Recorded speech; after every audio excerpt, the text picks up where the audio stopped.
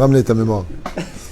Non mais je sais ce qu'il attend, Maurice. Il attend la Shemitah pour dire ah, ça y est, je dois plus rien. Non, alors je t'explique. Les dettes, c'est vis-à-vis du prochain qu'on. Je mets à faire le prosbol. Alors vis-à-vis d'Hachem, il n'y a pas 7 ans ni 10 ans. Hein. On t'attend, hein, Maurice. Aïe aïe aïe. Tov. Shuv erev tov Hashem Hashem naaseh ve'natzliach. On est ce soir mardi 15, plutôt 16 du mois de Iyar, tête Zayin, Bezrat Hashem, et le 27 du mois d'avril.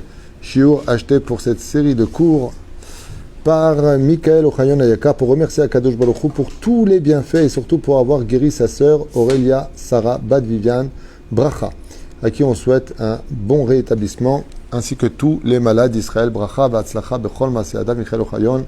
Akadosh Baruch Hu te bénit sur tous tes chemins. On est avec notre série de cours sur Rendre l'âme, 3e shiur pour ce soir. Et on se reverra demain pour le prochain. Pas sur ce sujet-là. Mais on avait commencé, donc je vous conseille de voir vivement le premier cours et le deuxième cours pour savoir qu'est-ce qui se passe quand on rend l'âme exactement selon le Zohar Kadosh et d'autres commentateurs, comme on a vu le Chida, on a vu Rabbi Avraham Azoulay, on a vu Meham Loez, on a vu pas mal de références, grâce à Dieu. Et donc on a vu que l'âme, quand elle quittait, elle avait besoin d'un stage de temps, de 12 mois, pour accepter sa mort, car il peut arriver que des fois, la personne donc qui décède, même si on expliquait que la mort n'existe absolument pas, c'est juste quitter son corps, ça racole, car on vit, l'esprit c'est ce que nous sommes, et bien des fois elle n'accepte pas l'idée de mourir, d'accord ? Seulement ça va très très vite lui passer parce qu'il va rendre des comptes devant Akadosh Baruch Hu, et donc qu'est-ce qui se passe ? On a expliqué tout à l'heure, s'il était tzaddik, s'il était rachat, c'est pas la même mort, ce n'est pas du tout les mêmes conséquences. Et il faut savoir, dit Zohar Kadosh, que c'est extrêmement difficile pour la neshama de quitter son corps. Très très très dur pour elle. Elle n'accepte pas, elle a envie d'abord et avant tout de continuer à faire des mitzvot. Quand elle est dans la Torah, c'est vraiment très dur pour elle. Et elle a envie d'être avec sa famille, elle a envie de... c'est très très dur pour elle. Mais si elle est méritante, il y a tellement de joie qui l'attend qu'elle se réconforte tout de suite, comme le dit le Zohar Kadosh, quand un enfant naît, lui pleure, nous rions, tandis que quand lui part, eh bien c'est nous qui pleurons et lui qui rit, parce qu'il est face à un monde de plaisir, d'honneur, de jouissance incommensurable que Dieu lui a réservé pour quelques années de, pas sacrifice, parce que c'est pas un sacrifice de servir Hachem, au contraire c'est un honneur que Dieu nous fait, mais ça dépendra de ce qu'il a mis dans son panier. S'il a mis des Baruch Hashem de belles choses, il emporte de belles choses. S'il a mis un panier vide, il est vide de mitzvot, il retourne les mains vides. Lo alenu velo alechem. Adam enomet ad sheroet ashrina. Mais maintenant, comment on fait réellement pour vivre le moment crucial de la séparation de l'âme et du corps ? On a vu tout à l'heure dans le shiur numéro 2 que l'ange de la mort apparaissait, il se montrait et la personne donc prenait un petit peu peur et il séparait la neshama du corps avec un espèce de couteau, canif, appelez ça comme vous voulez, épée, peu importe, vous verrez quand ça arrivera. Et qu'est-ce qu'il a sur cette épée ? Il a une goutte amère, il a un produit, une goutte amère, qui sent extrêmement mauvais. Et c'est avec cette goutte-là qu'il commence à séparer la neshama du corps. C'est pour ça qu'une personne qui décède, vous verrez toujours qu'elle fait ça. Elle ouvre la bouche. Qui lui ouvre la bouche ? Vous ne le voyez pas. C'est le Malach Hamavet, c'est l'ange de la mort lui-même, qui ouvre la bouche et qui dépose avec son couteau cette goutte extrêmement amère d'une amertume sans pareil sur terre. Il lui dépose sur la langue et à ce moment-là, la neshama, comme si elle a pris un grand coup pour se déconnecter du corps. Et c'est pour ça que nous, par contre, quand une personne décède, dans la maison ou à l'hôpital, la première règle à faire, c'est de ne jamais se tenir au pied du mort, car là-bas se trouve l'ange de la mort.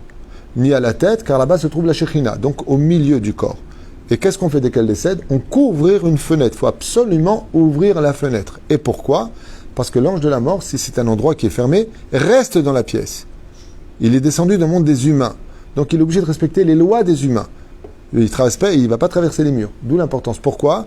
Les Chachamim nous disent que l'ange de la mort, il peut s'énerver et s'en prendre au corps. Il peut frapper le corps à cause de ça. Je veux sortir. Non, ne le frappe pas. Sors tranquillos. C'est ça ? Et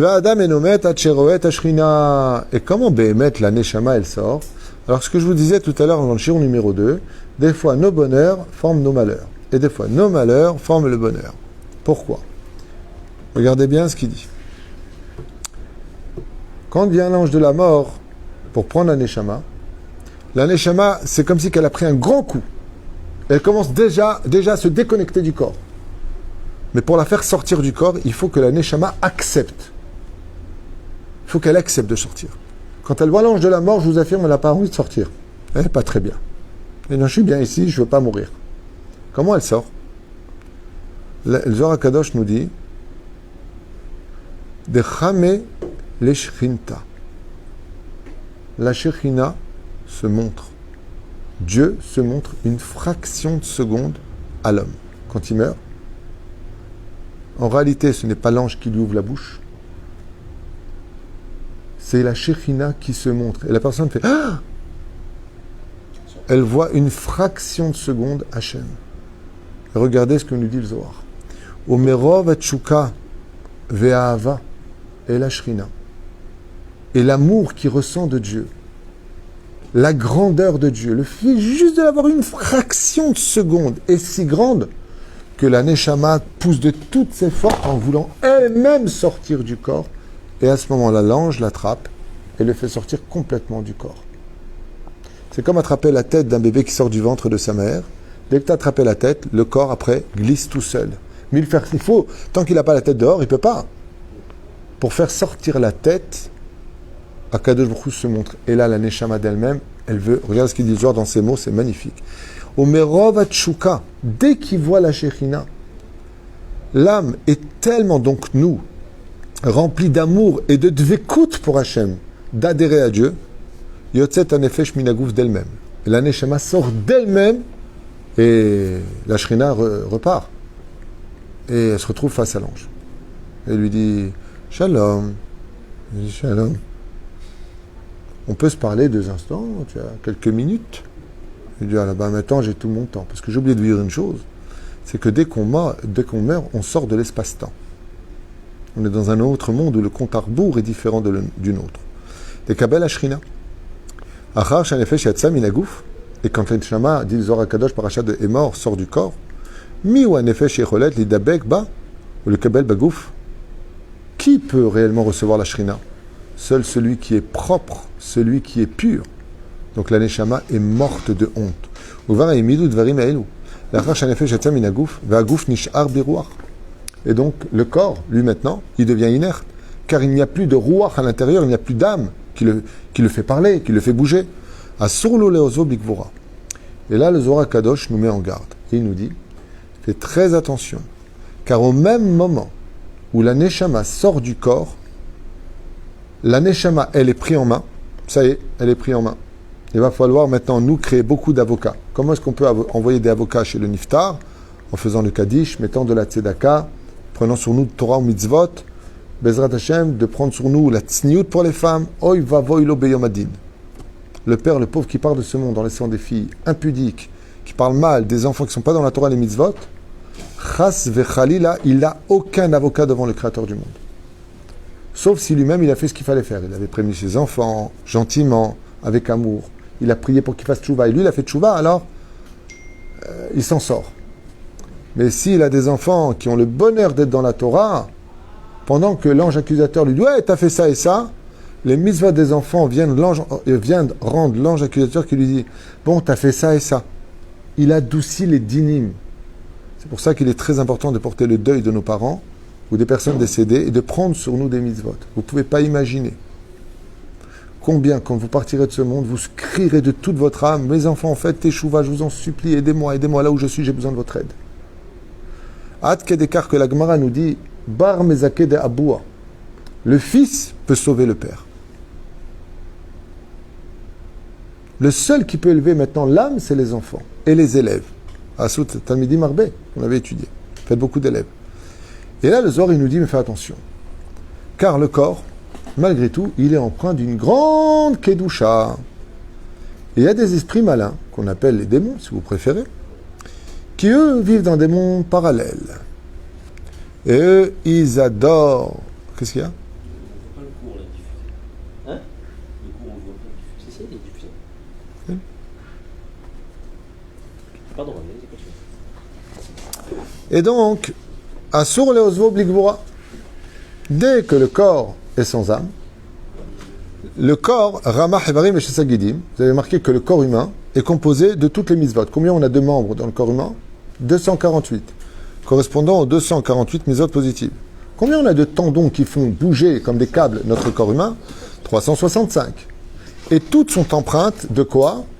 Baruch Hashem, du Yud Kevavke. La tête étant le Yud, les bras le He, le tronc le Vav, avec la brite, ainsi que les jambes le He. Quand on regarde la carte d'identité du sang, c'est ADN, qui sont là du mot Adobai, Adnut, qui est le nom de Dieu. Tout le corps humain est composé du nom de Dieu. 26. Combien de plaques pour faire un crâne? 26. D'os dans la main? 26. De colonne vertébrale du haut vers le bas? 26. Combien j'ai de côtes à droite? 13. Et 13, 26. Combien j'ai d'eau? Okay, tu peux compter. Combien j'ai d'os pour faire un pied? J'en ai 26. Si vous observez bien, tout ce qui concrétise le corps humain est composé de ADN, Adnut, Adobai, comme on le prononce, et du chiffre 26. Donc, notre corps humain est totalement habilité à pratiquer les 613 mitzvot de la Torah. Rien que parce qu'en plus, on a une neshama qui est juive, contrairement aux non-juifs, qui eux, par contre, sont assujettis aux 7 mitzvot noachid. Simplement. C'est là. Chavetz Chaim, il dit qu'on a 33 dents, il y en a qui disent qu'on a 32 dents, les goyim ont 31 dents. Même au niveau des dents, on se différencie. L'homme est chané. Et pourquoi maintenant on dit qu'il ne faut surtout pas laisser le corps seul et l'enterrer le plus vite possible? Ma'asiba. Il dit parce que il y a des âmes qui errent, des esprits plutôt, qui errent, et qui eux n'ont pas le droit de pratiquer la Torah et les mitzvot. Mais par contre qui en raffolent. Parce qu'il faut savoir que la mitzvah que nous faisons, elle est empreinte de 2 éléments qui attirent énormément ces esprits. Nos mitzvot ont un goût, et nos mitzvot sentent bon. Vous vous rappelez l'herbat aminim de Sukkot? Et l'herbat aminim, quel est le fruit qui représente le tzaddik gamour? C'est le hétrog, parce qu'il a et du goût et de l'odorat. Vous vous rappelez de ça? Eh bien, il faut savoir que nos mitzvot, quand une personne décède, malgré l'odeur nauséabonde, voire fétide, que le corps peut dégager de par sa putréfaction intérieure, qui commence, eh bien, il faut savoir que eux, les anges, les esprits, ils ressentent le parfum du Gan Eden. Pourquoi?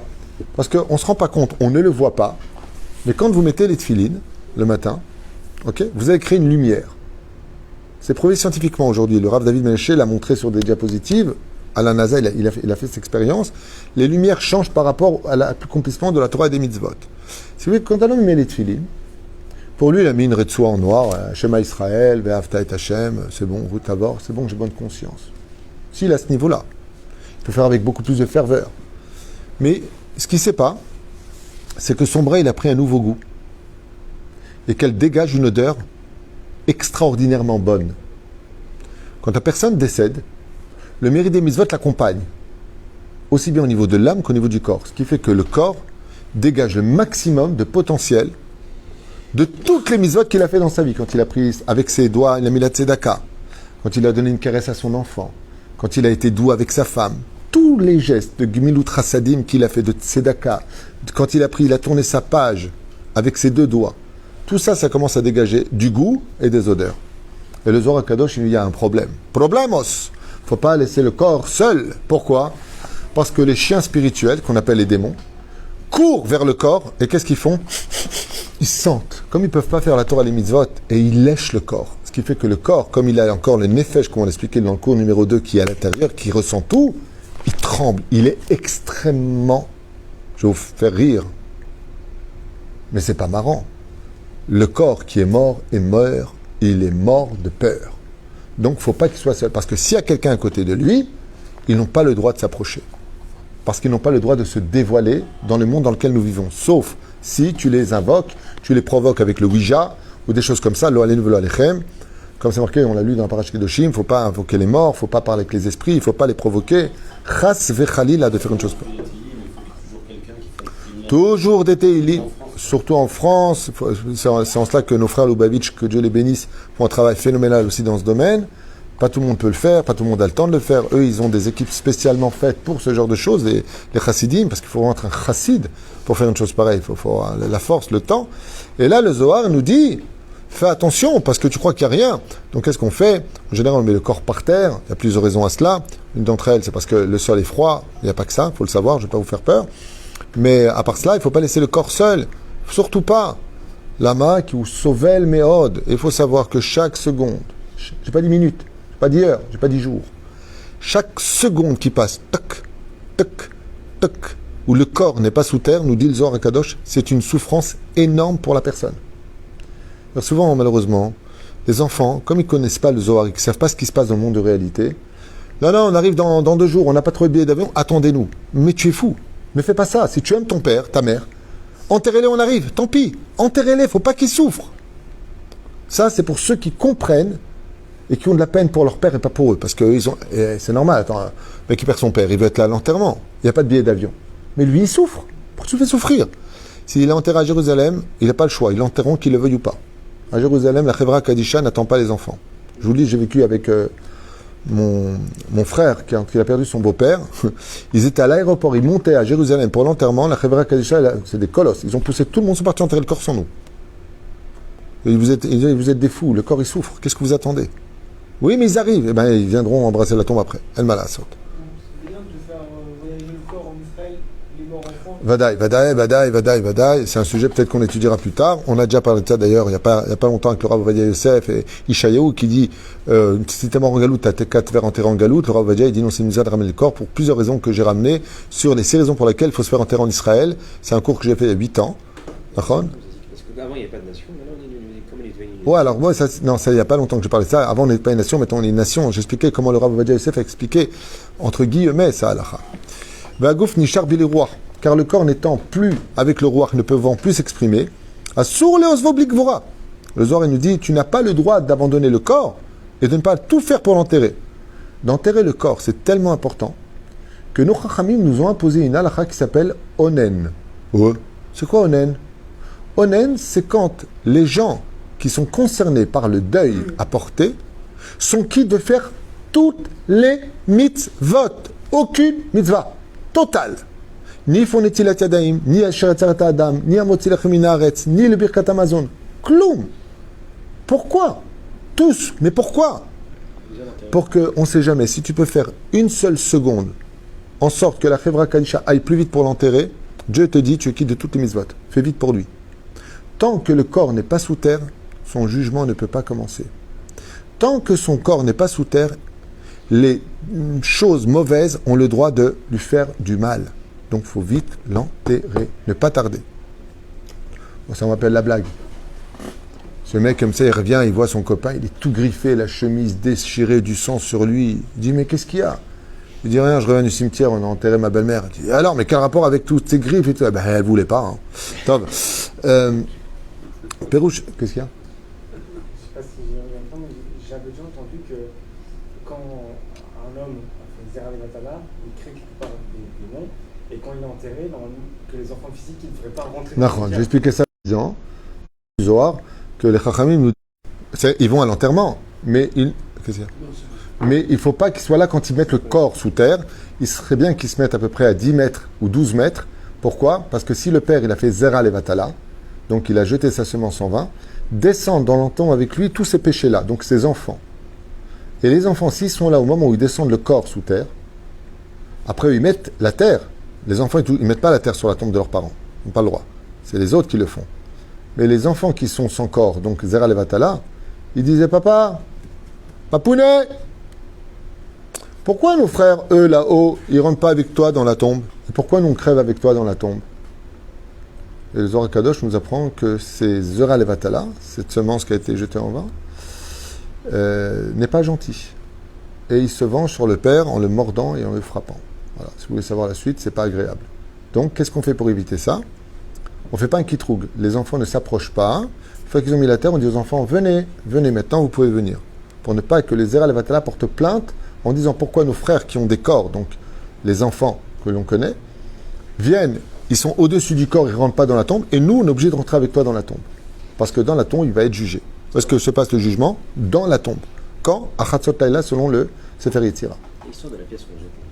Ah, c'est encore autre chose. Si on met à droite, à gauche, ça c'est pour atténuer les dynimes. Donc, Asur l'ozob ligvora. Shekatouv lot alin nivlato à la comme c'est marqué, tu ne laisseras pas le corps sur l'arbre. Ça veut dire que c'est une personne qui aurait été pendue Ne laisse pas le corps. Dès qu'il est pendu, il faut vite l'enterrer. Si Chaz Hashem, il avait été pendu. C'est comme ça que ça se passait à l'époque. C'est pour ça que je dis ça. Ki kavour tikberenu bayamahu. Car il faut l'enterrer le jour même où il est mort. Le jour même où il meurt, il faut tout de suite l'enterrer. Il ne faut pas le laisser. Comme Baruch Hashem, mon beau-père, dès qu'il est décédé, tac. Ne pas tarder. Mishum she'amet ha-shoeb ligvora 24 shaot she'em yom valayla gorem chulsha levare amerkava. Et là, Zohar Kadosh, il nous apprend quelque chose d'encore plus grand. C'est que le trône divin s'affaiblit si on a mis plus de 24 heures avant d'enterrer nos morts. Pourquoi il s'était bien mis? Pourquoi? Parce que la Neshama n'a pas le temps de se réparer dans le monde d'en haut, de rendre ses comptes. Et qui profite tant que le corps n'est pas sous terre? Les mauvais esprits se renforcent, ce qui fait que quand il y a des morts qui ne sont pas enterrés, ça renforce les forces du mal sur terre. Donc la Shekhinah s'affaiblit. Et il empêche Akadosh Baruch Hu, tant que les corps ne sont pas sous terre, une fois qu'ils sont morts, il empêche Akadosh Baruch Hu d'apporter du Shefa dans le monde. Parce qu'il faut que cette âme remonte. Pourquoi elle remonte? Et pourquoi elle renforce la Shekhinah? Marana Ben Ishraï, je finirai avec ça pour ce shiur sur rendre l'âme. Voilà. Le Ben Ishraï, il dit que quel rapport avec la prière du Kaddish qui est une louange? Le Kaddish est Idgadal Vitkadash Shemeh Rabba. C'est pas la prière des morts, le Kaddish. Titkaba, pardon. À l'Israël, alors oui, ça rejoint la prière, le Kaddish du Yatom, comme on dit. Ok. Aval, pourquoi? Parce que si vous regardez bien, quand un homme descend sur terre, il vient réparer le nom de Dieu qui a été brisé à cause de la faute originelle et que l'on perpétue à travers nos fautes d'aujourd'hui. De ne pas manger kasher, de parler du lachon hara, d'être vulgaire, tout ce que vous connaissez, à des degrés différents chacun de vous. Mais le but de ce monde, c'est de réparer le nom de Dieu, Yud-Ke Vav-Ke, car le monde ne peut pas se dévoiler et dévoiler Dieu tel que Dieu voudrait nous donner tous les bonheurs du monde, tant que son nom est scindé en deux. Chez Nehemar, Kiyad al-Kalsia, Melchama Ba'amalek. Nous avons une guerre à mener contre les forces du mal qui s'appelle Amalek. Et donc le nom de Dieu, Yud-Ke, est séparé de Vav-Ke. C'est pour cela que dans toutes nos mitzvot, quand on fait une mitzvah, on dit Leshem Yahoud, Kucha Berichu, Shchinte Bitril, Urhim, Urhim, Urtril, Uleyahad Hashem, Yud-Ke Bevavke. Nous venons au nom de telle mitzvah à faire telle chose, Leyahad Hashem, Yud-Ke Bevavke, pour réunir Yud-Ke Vavke. Ce qui fait que chaque fois qu'on fait une mitzvah, il faut toujours avoir l'intention de réunir le Yud-Ke Vavke. C'est pour ça que la Kavana, selon le Harizal, quand tu dis Amen, Yehe, Shemeh Rabba dans le Kaddish, à quoi tu dois penser? Aux lettres Yud-Ke Vavke ensemble. Donc, tu dois penser à ça. Amen, Yehe, Shemeh Rabba, je retire Amalek et je vois Yud-Ke Vavke ensemble. Quand le Yud-Ke Vavke est uni, alors Akadosh Baruch Hu, il peut se montrer dans ce monde. Tant qu'il y aura Amalek sur terre, il ne peut pas se montrer. Kiyad al-Kesiam, pourquoi on a la mitzvah d'exterminer Amalek? Parce que il faut retirer cette mauvaise chose de ce monde pour que Dieu puisse se dévoiler. C'est-à-dire? Donc, Yud-Ke Vavke. Donc, qu'est-ce qui se passe quand une personne décède? Quand elle vient dans ce monde, elle vient dans le monde de Vavke. C'est le monde d'en bas. Et elle doit donc attirer Yud-Ke, les deux premières lettres de Dieu, dans ce monde, par l'accomplissement de la Torah et des mitzvot. Ce qui fait que chaque fois qu'un juif fait des mitzvot de tout son cœur avec le sourire, il réunit le nom de Dieu. Yud-Ke Vavke, Yud-Ke Vavke, Yud-Ke Vavke. Nachon? Très bien. Eh bien, ce qui se passe, c'est que quand une personne décède, elle repart de l'autre côté de ce monde, avec ses mitzvot. Donc, elle vient avec de la colle renouer le Yud-Ke Vavke. C'est pour ça qu'on fait le Kaddish pour elle, dit le Ben Ishraï. Quel rapport? Je veux dire, il dit Idgadal, Vit Kadash. Idgadal, ça a combien de lettres? 5. Vit Kadash, 6. 5 et 6, Vavke. C'est ce que tu as pris dans ce monde. Mais tu vas faire grandir Idgadal, Veit Kadash. Je fais grandir et je sanctifie le nom de Dieu. Shemeh Rabba. Dans certains sidourim, c'est marqué Shin Mem He. Shemeh Rabba. Son nom est grand. D'accord? Avec un dagage dans le He. Shemeh Rabba. Son nom est grand. D'où l'islam qui a dit Allahu Akbar. Le nom de Dieu est grand. Ça vient du Kaddish. Shemeh Rabba. Dieu est grand. Son nom est grand. Aval Zelo Nachon. Normalement, comment tu dois l'écrire? Dit Ben Ishraï. Shemeh Shem, Shin, même Yudke. Pourquoi? Parce que si tu prends Idgadal Vitkadash, le Vav et le Ke, 5 et 6, ouais, relié Shemeh avec le Yud et le He du Shem, donc Shemeh, Shin, même Yudke, il est rabat, il est enfin complet. Ce qui fait que quand une personne décède, dès que tu l'enterres sous terre, qu'est-ce qu'elle monte avec elle? Yudke Vavke, le Kaddish. Donc, elle répare la faute originelle et la Shrina peut nous apporter encore plus de lumière et de bien avec celui qui est parti. C'est pour ça qu'on allume des bougies. Pourquoi on fait une lumière pour un mort? Parce qu'en réalité, c'est lui qui éclaire le monde d'en haut. Et comme le dit la Gemara, si ce n'était pas par la prière des morts, le monde d'en bas ne pourrait pas vivre une seule heure. Et si ce n'était pas par la prière des vivants sur terre, le monde d'en haut, les morts, ne pourraient pas vivre une seule heure. C'est l'histoire de le cacher de la Magen David. C'est pour ça qu'on allume une bougie qui récommémore l'avenir de cette lumière qui s'est éteinte mais qui réavive. Comment on dit une bougie en hébreu? Ner, Nun, Resh, Nefesh, Ruach. Et on allume la Neshama. Baruch Adonai Leolam Amen Amen. On continuera la suite du shiur. Ken, juste un instant, Ken. Avant de mourir, Oui. quelle était demander à ses enfants pour ne pas souffrir? Qu'est-ce qu'il dit? Une personne elle va mourir. Qu'est-ce qu'elle demande à ses enfants pour ne pas souffrir dans la tombe? De prendre sur une mitzvot, Oh. Sheila Tova, tu poses une très très grande question qui pourrait être un jour pour lui-même. Quelles seraient les meilleures choses qu'un père avant de mourir ou une mère avant de mourir pourrait demander à ses enfants? La réponse la plus simple, c'est de donner le plus de tzedaka, de ne pas les oublier, surtout de ne pas les oublier, de faire tous les anniversaires et de faire, Bezrat Hashem, un bon nom. Car il faut savoir, et je vais te répondre quelque chose de nifla. Comme c'est marqué dans le livre, il y a le livre Orhot Tzadikim, qui reprend ça au nom de l'Agmara. Quand un fils est tzadik sur terre, même si le père c'est pas un tzadik, comment on l'appelle? Tzadik ben tzadik. On appelle un père tzadik ou une maman tzadik dans le monde d'en haut quand ils ont laissé des enfants qui étudient la Torah, qui sont dans la Torah les mitzvot, qui aiment le shalom, qui sont rodef shalom, qui sont anvatanim, qui sont là où ces gens-là, ils prennent leur père et ils les élèvent très en haut. À un tel point que la Gemara, elle dit par exemple, Rabbi Yoshua ben Levi, Rabbi Akiva ben Yosef, Rabbi Shimon bar Yochai. Pourquoi tu me rappelles tout le temps le nom du père? Dis-moi Rabbi Shimon, Rabbi Shimon Baal Zohar, celui qui a écrit le Zohar, tu aurais pu le dire. Rabbi Akiva le guerre. Voilà, tu peux le définir. Et dit dans la Gemara, elle te dit, chaque fois qu'on te donne le nom du père, tu peux être certain qu'il a l'Olam Haba. S'il a son nom, c'est qu'il a l'Olam Haba. Ce qui fait que quand on dira Bezrat Hashem, Raphaël Ben à 120 ans, ou Rabbi Yosef Ben à 120 ans, Rabbi Moshe Shai à 120 ans, Rabbi Moshe à 120 ans, Maurice à 121 ans, t'en vas donner encore une année de plus tant que tu restes d'elle ici. Oui, eh bien tu rappelles le nom du père. Pourquoi on dit David Ben Eliaou? Pourquoi tu dis le nom du père? David Ben Ishai? Parce que quand le fils il est tzaddik, le père il dit c'est moi son père. Bar Yochai. Vous vous rendez compte? On ne dit pas Rabbi Shimon Bar Yochai. Bar Yochai, fils de Yochai. Toi d'ailleurs tu le verras dans la vie de tous les jours tzaddik. Quand une personne elle est merveilleuse, il y a toujours une question qui te viendra à l'esprit. C'est le fils de qui lui? Quand une personne elle est élogieuse, c'est le fils de qui? Pourquoi? Parce que quand un fils il est bon sur terre, il fait la Torah Mitzvot Masim Tovim, Oev Shalom, Rodef Shalom, Oev Takbirot, combat la Torah, il fait faire tchouva à des gens, il est bon, il est bien, il est sympathique. Le père, dans le monde d'en haut, il reçoit tous les éloges parce qu'il est associé avec son fils. C'est pour ça que le mot père est composé de la lettre Aleph, Bet. En moi, il y a moi, Aleph, Av, et aussi Ben. Grâce à qui tu fais les mitzvot? C'est pas moi ton père qui t'a amené au monde. Alors moi aussi, j'ai un salaire grâce à toi. Donc qu'est-ce que peut demander un fils à son père avant de mourir? Je t'en supplie mon fils. Fais une teshuva, mais pas une teshuva de rasra. Fais une teshuva de vie. Une teshuva où celui qui te voit, il est toujours heureux de te rencontrer.